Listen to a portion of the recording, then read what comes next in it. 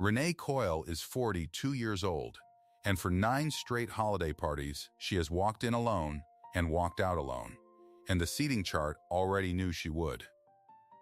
She examines title insurance on the 11th floor of the Talcott Building in downtown Kansas City. 16 years. She catches the errors that would sink a closing, the misspelled name on a deed, the lien nobody flagged. She is competent, she is liked. And every December they seat her at the end of the long table, right by the kitchen doors, with an empty second chair beside her that nobody bothers to remove. She stopped minding the chair a long time ago. What she minds is that the chart already knew. 2 coworkers who mean well drive her home at 9:15 before dessert every year. One of them told her once, "Kind as a knife, you're better off, Renee, less to worry about." 40 coworkers, and not one has ever asked her why she comes alone. But there is a man who fixes the freight elevator. 9 years of him, 11 minutes at a time, in the one lobby in that whole building that nobody ever photographs. And this December, he decided to do something about it. If you believe it's never too late to finally be seen, this story is for you. Before we go on, do one small thing for me. Subscribe so these stories can find you. And tell me in the comments, what city are you watching from tonight? I want to see how far this one travels. Now let me take you back to the beginning. The Talcott Building has 2 lobbies, and that fact matters more than anyone inside it understands. There is the front one, marble the color of weak coffee. A brass revolving door that catches the winter light and throws it around like it's showing off. A security desk with a man named Ronnie behind it who knows everyone's name. That lobby gets photographed. Wedding parties come from 3 blocks over to take pictures on those steps. The building's own website leads with it. And then there is the back. Off the loading bay, past a steel door that sticks in the cold, there is a second lobby. Concrete floor, painted gray, worn pale down the middle where the hand trucks roll. 1 bench. A freight elevator with a scarred accordion gate and a call button that somebody replaced in 1998 and nobody has touched since. No one photographs the freight lobby. No one thinks about it at all, unless something breaks. Renee thinks about it. Renee has ridden that freight elevator on purpose more times than she could count, though she has never once said so out loud. She came to the Talcott at 26. She was married then. She got divorced at 34, and it wasn't dramatic, and she doesn't tell it like it was. Her husband wanted a different life. She wanted the one they had. He won, mostly because he was willing to leave and she wasn't. That's all. No affair to point at. No screaming. Just a man who packed his half of the bookshelf on a Sunday afternoon while she sat on the stairs and watched, and understood, somewhere around the 3rd box, that she had been alone in the marriage for a while before she was alone in the apartment. She was good at her job before the divorce, and she got better after. Work is a place where the rules hold. A deed says what it says. A signature is there, or it isn't. There is a right answer, and Renee finds it, and when the younger examiners hit a wall on a chain of title that won't close, they walk it over to her desk and set it down like an offering, and she fixes it, and they take the credit, and she lets them. Around year 6, the questions stopped. Who are you bringing this year, Renee? That one went first. Then the smaller ones. Then all of them. By year 8, she had become invisible in the specific way that long-tenured women become invisible. Not disliked. Not forgotten, exactly. Just folded into the furniture. A fixture that works. You don't ask the filing cabinet who it's bringing to the party. So that's her. That's Renee Coyle at 42. The woman who quietly fixes everyone else's closing files and rides the freight elevator when she doesn't want to be looked at, and never told a living soul that the freight elevator was where the only part of her week worth keeping actually happened. His name is Wes Duran. Everybody calls him Wes. He's an elevator service technician. Union man, IUEC. The badge on his jacket faded to the ghost of a badge. He runs a route of 11 downtown buildings, and the Talcott is on it.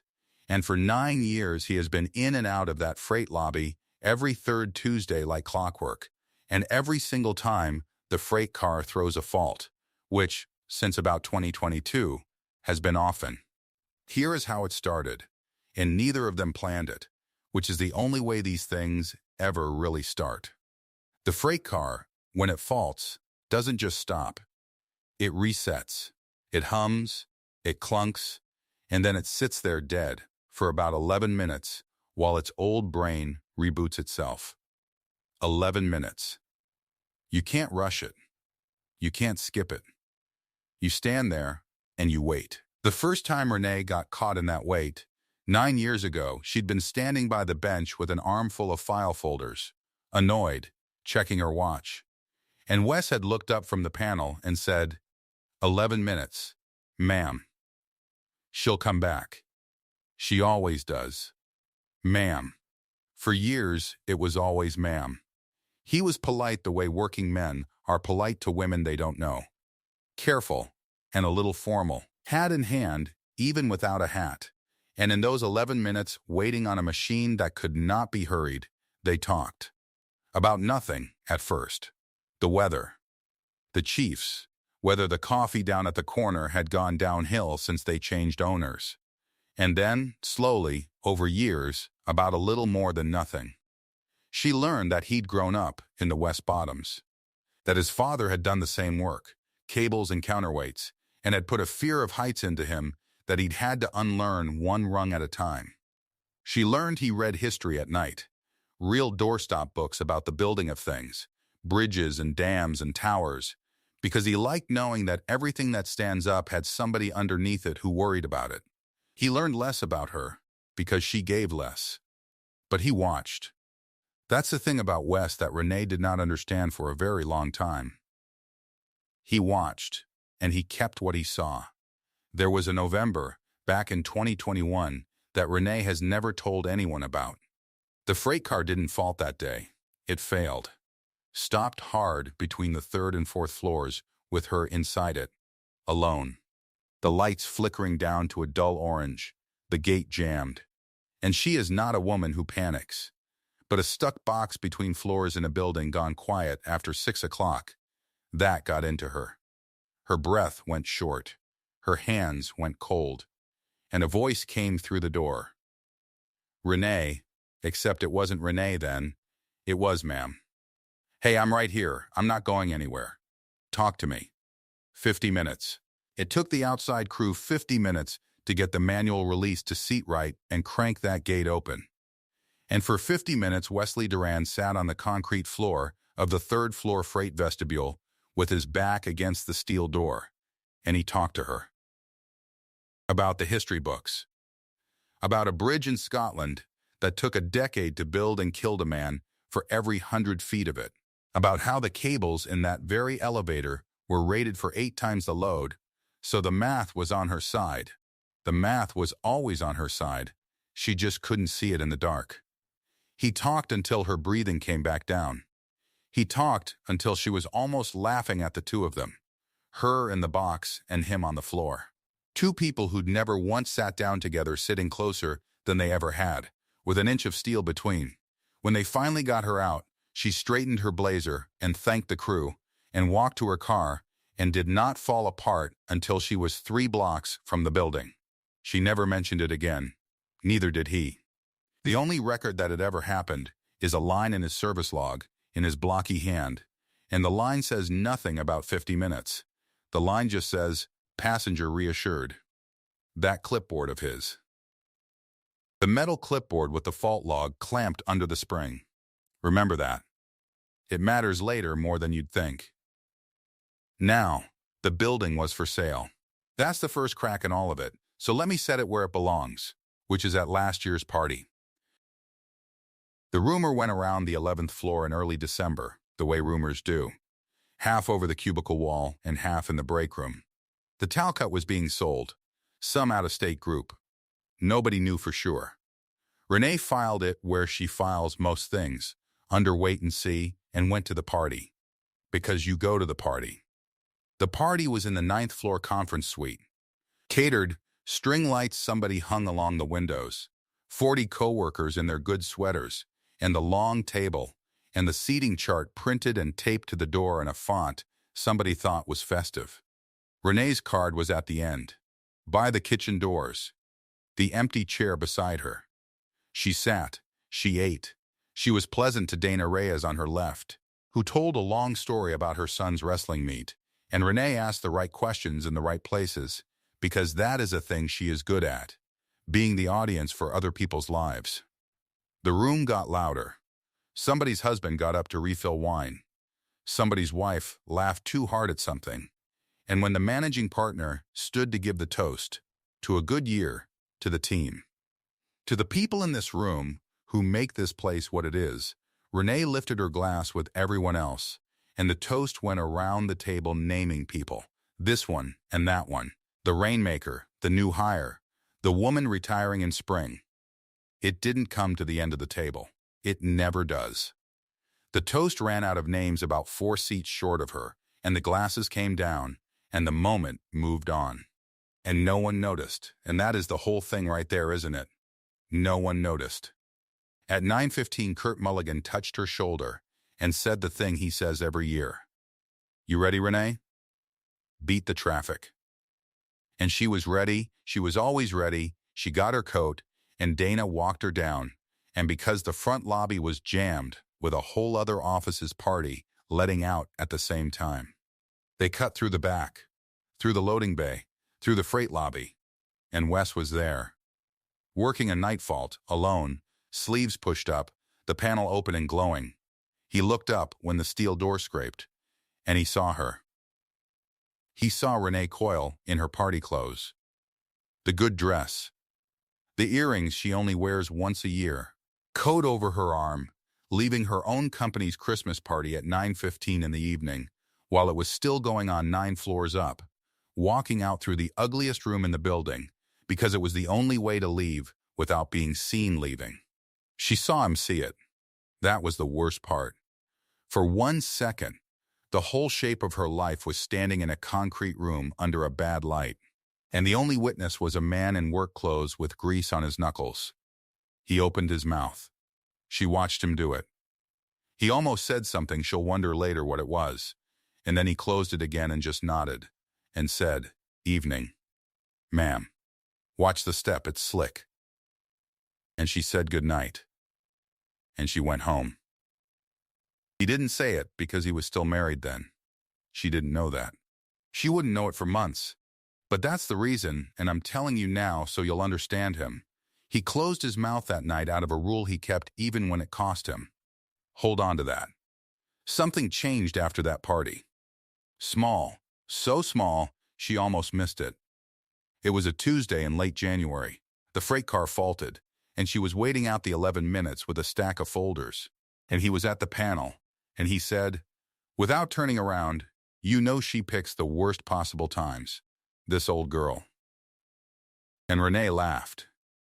Not a polite laugh. A real one, surprised out of her at the way he talked about the elevator like a difficult aunt. And he turned around and looked at her like he'd found something, and he grinned. And for the rest of the 11 minutes, the two of them ran that machine down like it owed them money. And it was the first time in longer than she could measure that Renee Coyle had laughed with her whole chest in front of another person. 2 weeks after that, a Tuesday again, he handed her a coffee.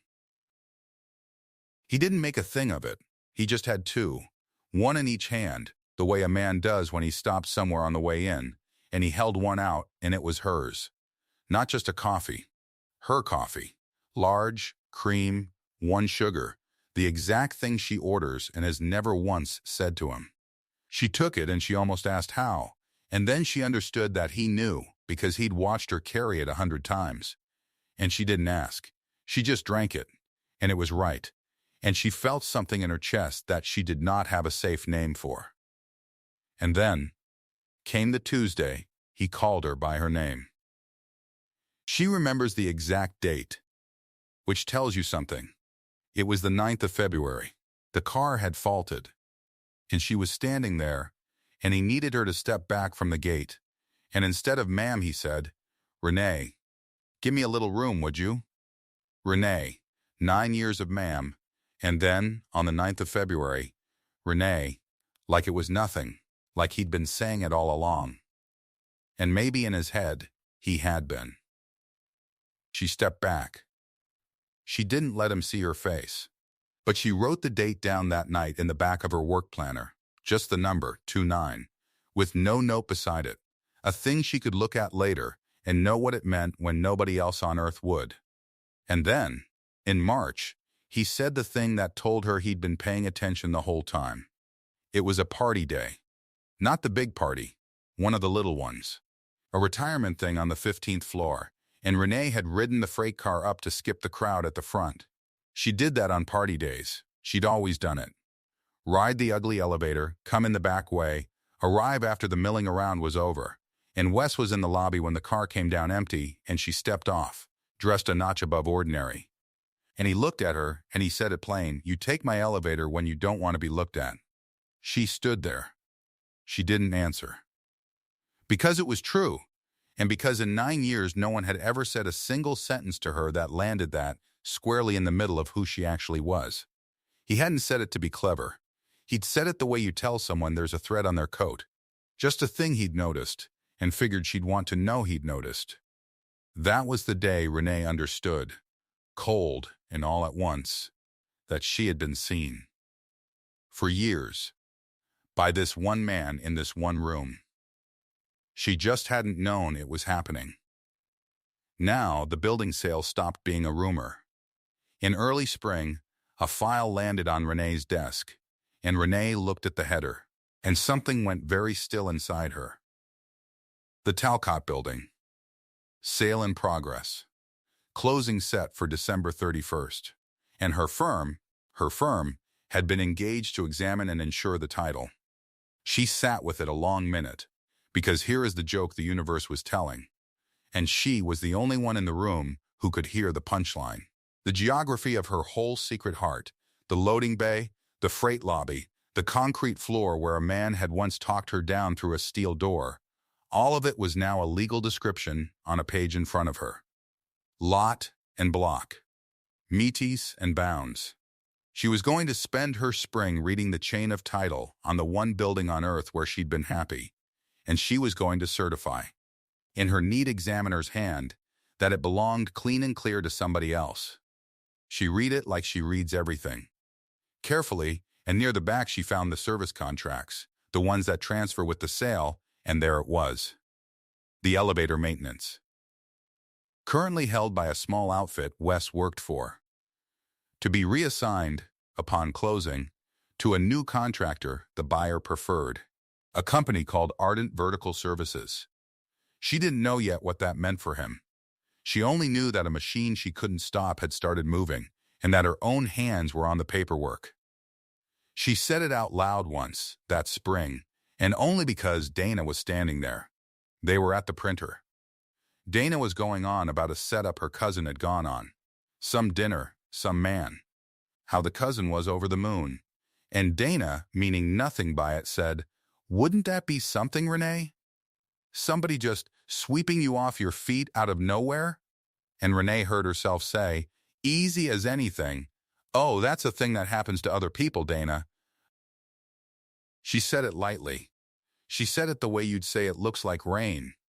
And Dana laughed and agreed and gathered her copies and left, and never once heard the weight of what had just been set down on the carpet between them. But you heard it. That right there is the whole wound, said out loud in a sentence so casual it didn't even leave a mark on the woman who said it.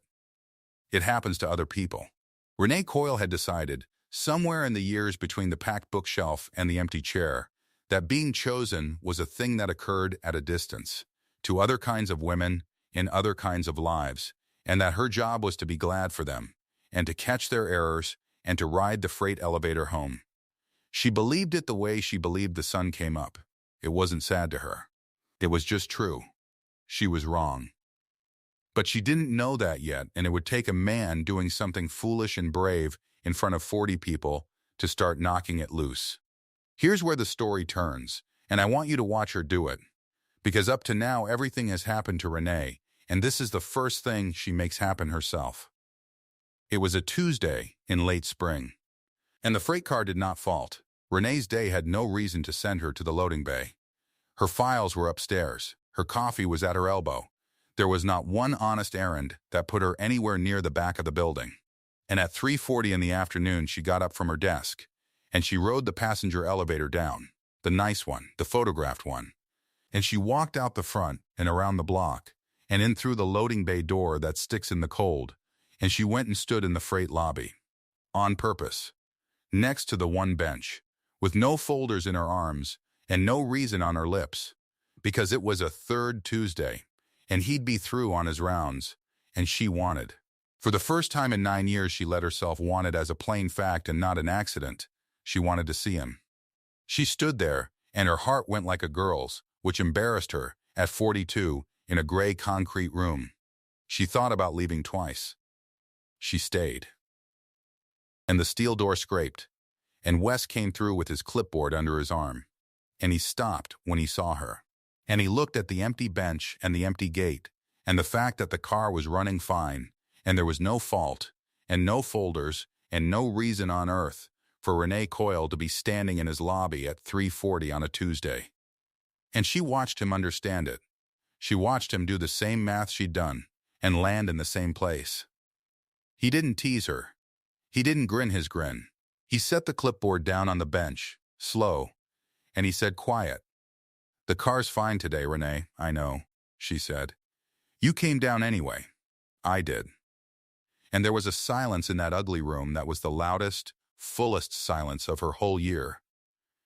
And then Wes Duran did something he had wanted to do for a long time, and had not let himself do. And it wasn't much. It was just that he sat down on the bench and moved his clipboard to make room, and he said, "Then sit with me a minute. Car's not going to interrupt us today." She sat. And I'll tell you what he told her in the next little while, sitting on that bench, with no 11-minute clock ticking over their heads for the first time ever. He told her, because she'd earned the truth by coming down the stairs to get it, that his divorce had been final since March. That it had been a long time coming, and it was clean, and it was done. And he said, and this is the part I want you to keep, because he waited a long time to be allowed to say it. He said, "I wouldn't have said a word to you before. Not one word. It wouldn't have been right, and you wouldn't have wanted me if I was the kind of man who would." He turned the clipboard over in his hands. "But it's March now. It's been March for a while." And Renee Coyle sat in the one room in the whole world where nobody was watching, next to the one man who had been watching all along, and felt the floor of her life shift under her a quarter of an inch. She didn't say much back. She wasn't ready to. But she stayed. She stayed a good deal longer than 11 minutes, and when she finally stood to go, he stood too, and neither of them said what had just happened, because both of them knew that something had. She walked back around the block to the front door in the spring cold, and she was smiling, and she couldn't stop, and she caught her own reflection in the brass of the revolving door and did not recognize the woman in it. What she didn't know, what neither of them knew yet, was that up in a glass office on the far side of town, a dispatch supervisor named Bill Pruitt had just opened a folder with the Talcott's name on it and Ardent Vertical Services across the top, and had run his finger down a list of route numbers, and had stopped on one, and had said to no one, "Yeah, this one moves." The building would close on December 31st, and the man who fixed the freight elevator was about to be handed a suburban route and told to be gone by the 1st of January. Renee was still smiling at her own reflection. She had no idea the clock had already started. For a while, after that spring day, the 11 minutes stopped being 11 minutes. She noticed it first. The freight car would finish its reset. The green light would come up on his little board. And neither of them would move toward the door. He'd keep the clipboard on his knee. She'd keep her bag on her shoulder. And the both of them would just sit on the bench a minute longer than the machine required. That was new. In 9 years, the machine had always set the clock. Fix the fault, and the meeting was over. Now the fault got fixed, and the meeting kept going. One Tuesday in October, the car was fine before he even touched it. He knew it. She knew it. He fussed with a relay anyway, tightened a screw that didn't need tightening, and she watched him do it and didn't say a word. Because they both understood what the extra motion was for. It was for the bench. It was for the two of them, sitting in the one lobby nobody photographs, buying a little more time out of a machine that didn't care. She said, "You didn't have to do that." He said, "Do what?" And she almost laughed.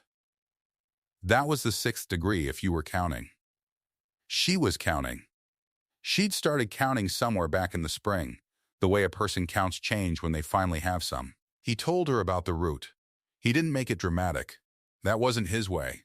He said the Talcott was one of 11 downtown buildings he ran, and he'd run it since 2022, and every third Tuesday plus every freight fault, which lately was a lot of freight faults.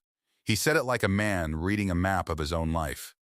And then he said the part that changed the weather in the room. He said, "They're moving me." She said, "Moving you where?" "Out to the suburbs. New route. Strip malls and medical parks." He turned the clipboard over. "The building sells the last day of the year. New owner brings in their own service outfit." Ardent, he said the name flat. "Guy on dispatch. Pruitt. He called me down last week. Told me my number was getting reassigned. Effective the 1st. She sat very still on the bench. Because she knew that name. She knew that word. Ardent Vertical Services.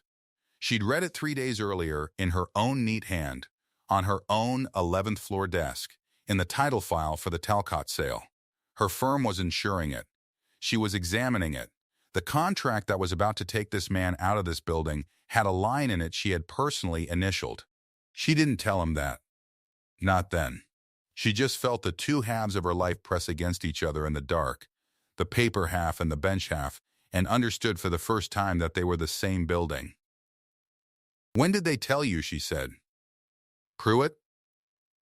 "Couple weeks back." He shrugged, and it was a bad shrug. A shrug covering something. He kept saying it like it was nothing. "It's just a route number, Wes. You're just a route number on a sheet. 9 years I've been coming here. 9 years. He stopped. "Anyway, that's what I get." December's the last one. The last one. He meant the last December. He didn't say it to be sad. He said it like a man closing out a ledger. And that was worse. She rode up to 11 that night with her heart going like a freight motor, and Wes stood in the empty lobby with his clipboard and made himself a promise he did not have the tools to keep. He decided he was going to say it. Not on a bench, not in 11 minutes. He was going to say it big, at the holiday party, where she'd know he meant it. Because a man who was scared thinks the cure for scared is volume. He didn't know any better. He thought loud was the same as brave. He was wrong about that. He'd find out how wrong. The first week of December, he tried the small way first. He couldn't help it. He logged a freight fault that wasn't there. He knew there was no fault. He wrote it up anyway, called it in, and came down to the 11th floor and told Ronnie at the desk he had to check the freight car. And he waited in the freight lobby at 5:40, because he'd figured out, over 9 years, that 5:40 was when she came down on the days she didn't ride with the crowd. And she came down. And he had 11 bought minutes. 11 minutes he had stolen off a machine by lying to a log about a fault that never happened. And he stood there with the whole thing in his mouth. And he could not get it out. He talked about the frost instead. "First hard frost of the year," he said. "Windshield was a sheet of ice this morning." She said hers too. And that was it. That was the whole 11 minutes. Two people who had crossed a spring bench together, talking about ice on their cars, while the real thing sat in his chest like a stone he couldn't lift. She went up. He stayed down. And he was so angry at himself, so sure that the small way was a coward's way, that he doubled down on the loud one. "If I can't say it quiet," he told himself, "I'll say it where I can't take it back." He genuinely believed that was courage. It was fear. It was just fear wearing a louder coat. The second Friday in December, 5:50 in the evening. The party was that night, the company holiday party. The 10th one she'd have gone to alone if she went, which she hadn't decided, because deciding felt like agreeing to the end seat by the kitchen doors all over again. The front lobby was full. Coat season, going home hour, party night. 40 coworkers, easy. Dana was there in a red coat. Kurt was there jingling his keys, because Kurt drove her home every year at 9:15, before dessert, so she wouldn't have to sit through the toasts she wasn't in. Ronnie was at the security desk saying everyone's name as they passed, the way he did, because Ronnie knew everyone's name. And Wes came through the front lobby, not the freight lobby, the front, the polished one, the one that gets photographed.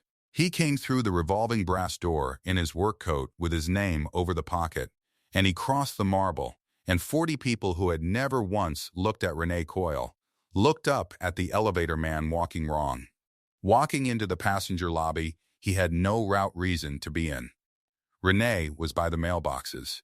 She saw him and her whole body understood before her mind did. "Renee," he said, out loud, across the lobby. "Renee Coyle." The room went quiet in that terrible little way a room goes quiet.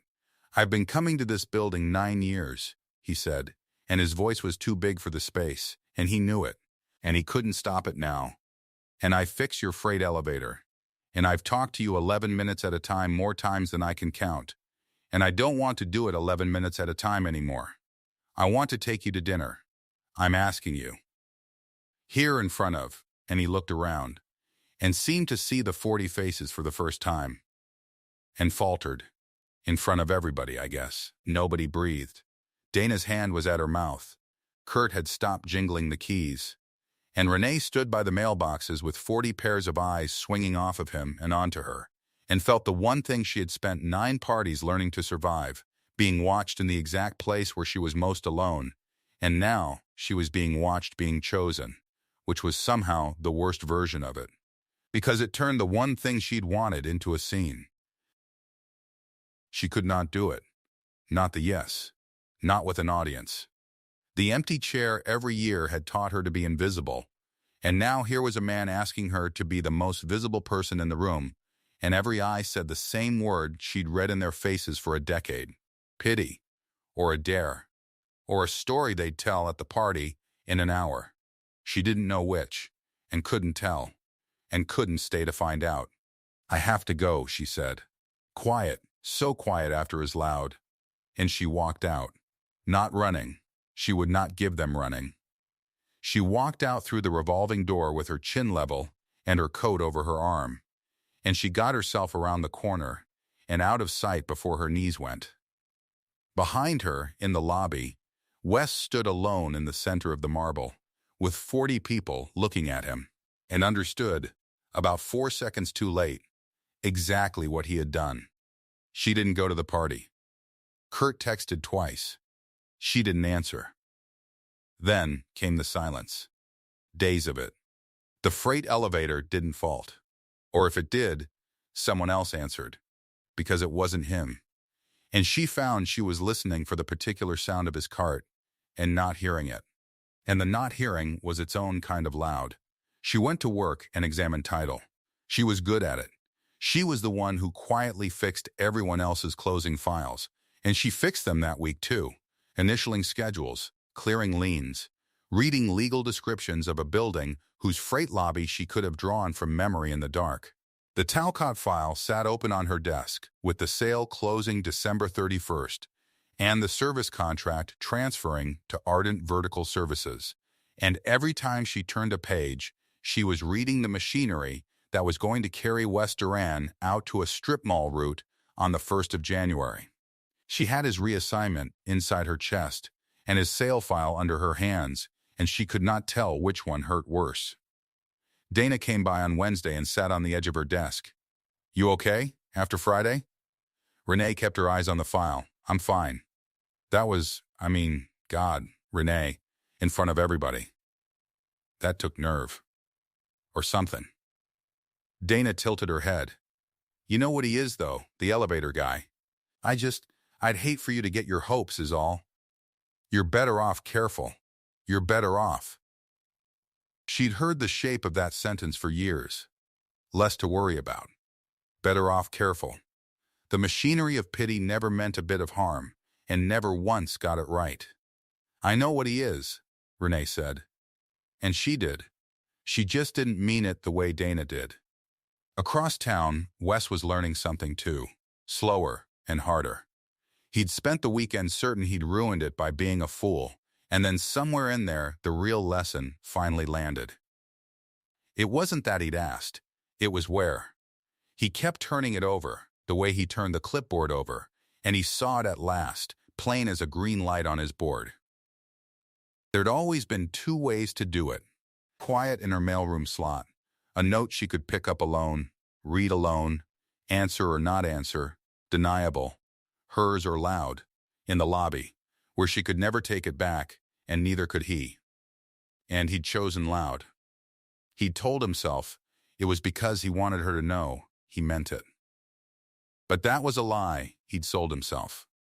He'd chosen loud because he was scared that if he did it quiet, she'd have room to pretend it never happened, and he couldn't stand that risk.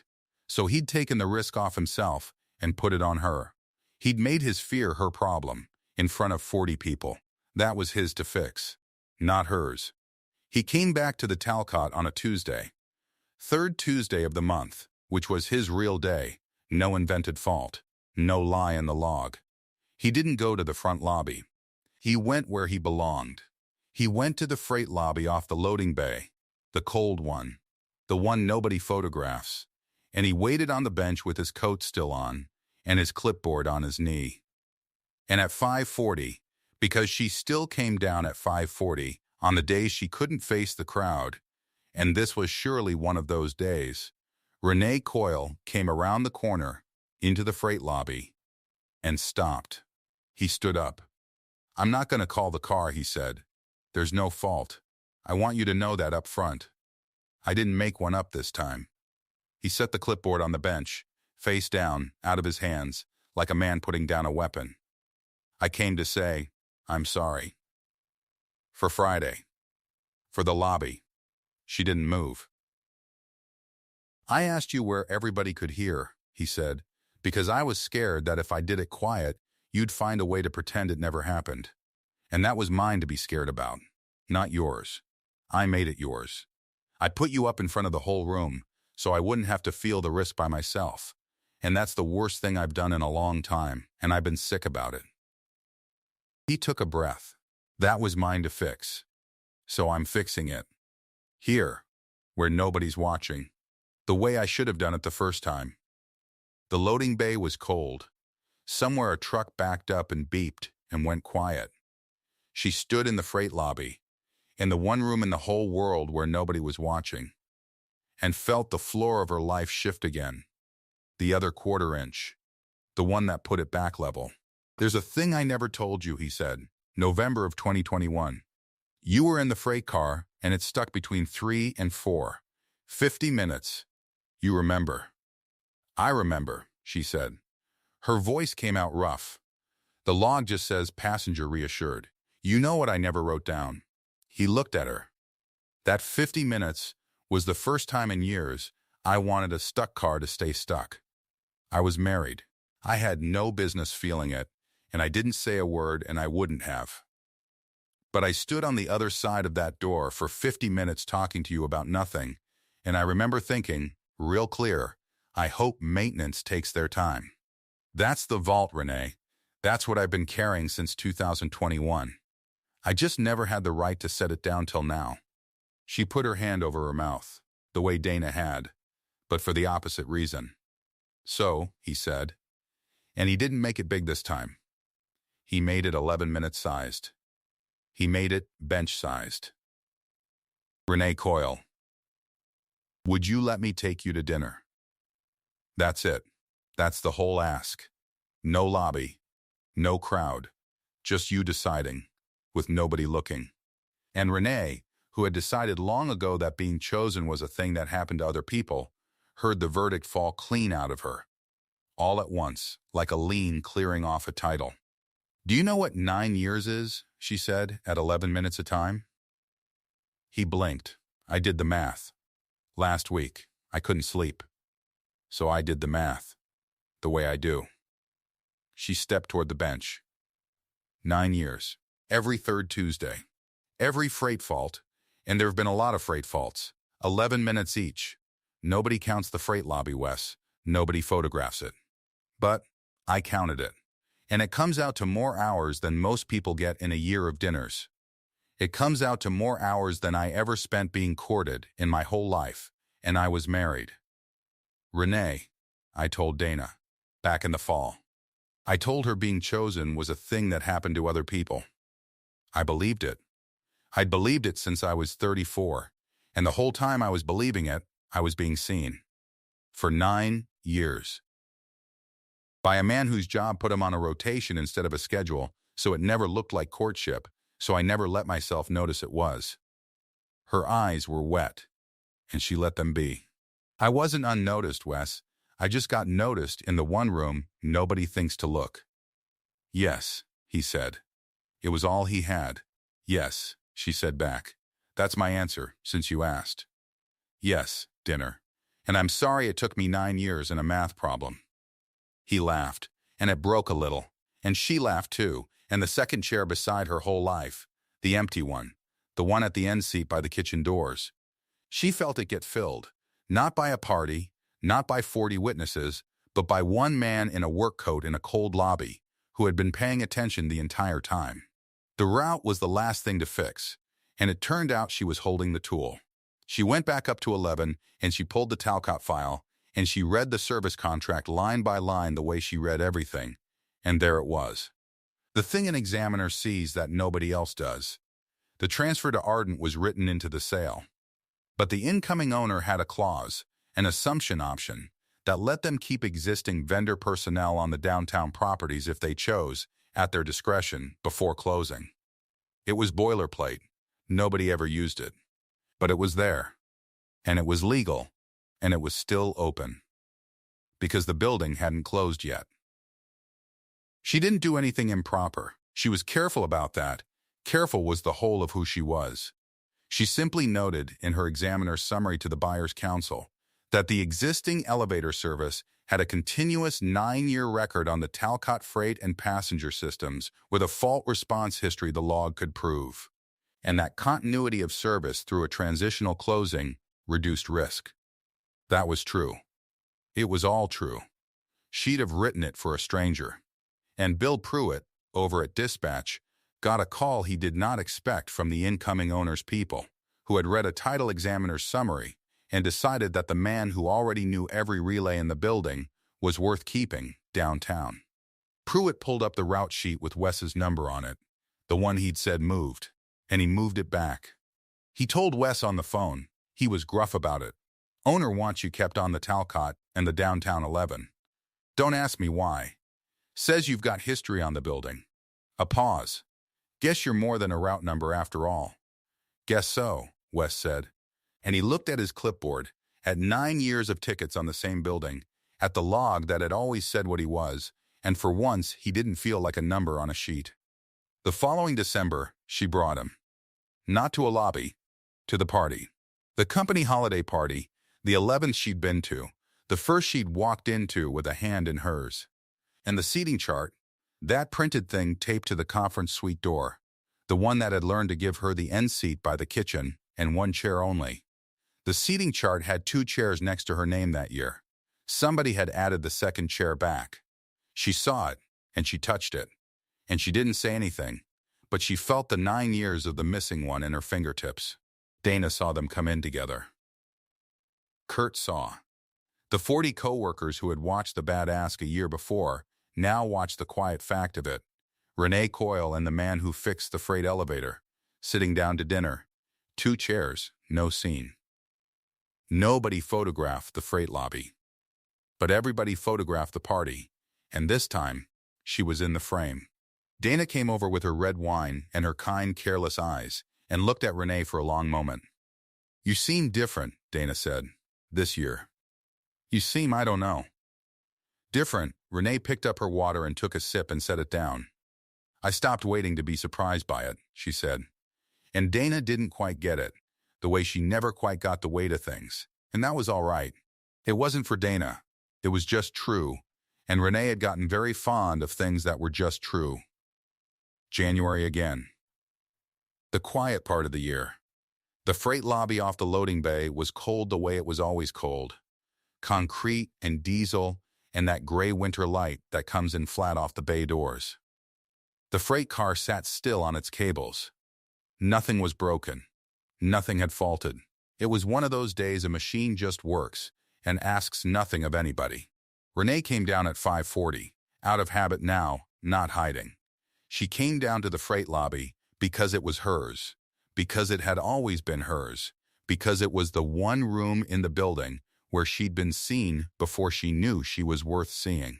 His clipboard was on the bench. He'd left it there, the way he did now, the metal one with the fault log clamped under the clip. He was up in the machine room. He'd be down in a few minutes. She had a few minutes. 11, maybe, if the world was kind. She picked up the clipboard.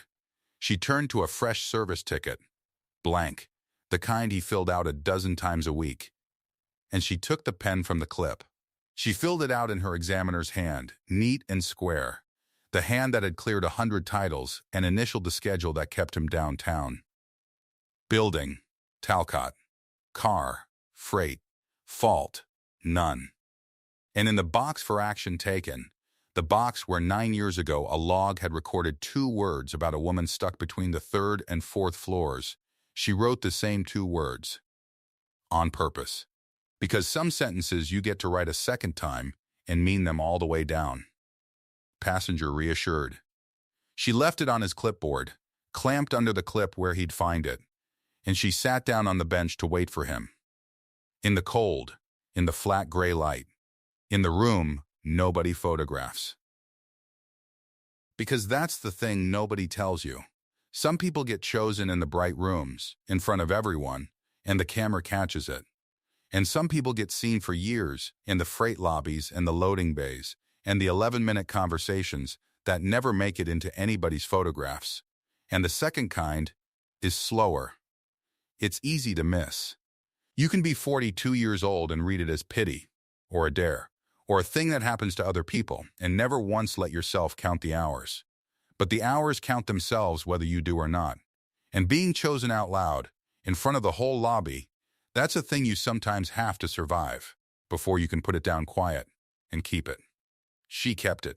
He came down the stairs and saw the ticket on his clipboard and read the 2 words and looked at her on the bench, and neither of them said what had happened, because both of them already knew. If you've ever been the quiet one at the end of the table, comment the city you're watching from. I want to see how far this one travels.